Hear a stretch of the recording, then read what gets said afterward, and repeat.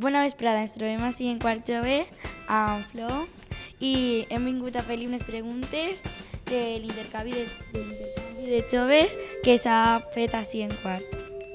Hola, bona vesprada. Bona vesprada. De què va aquest intercanvi? A primer no es exacto un intercanvi de joves, es un intercanvi de joves professionals en el treball juvenil. Quines activitats heu fet?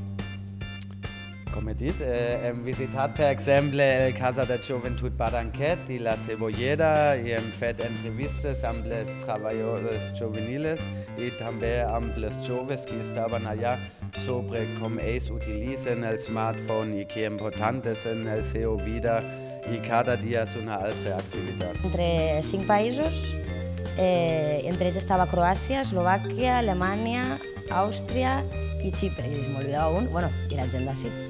Can you tell me what is this foreign exchange about?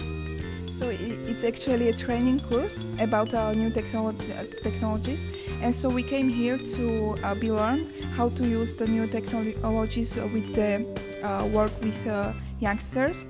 And primarily we were doing the videos, and we were also editing some photos and interviews into one program, and finally we were presenting it to each others. And we also visited some youth centers, as for example your youth center, to make some interviews and to know how you are working there.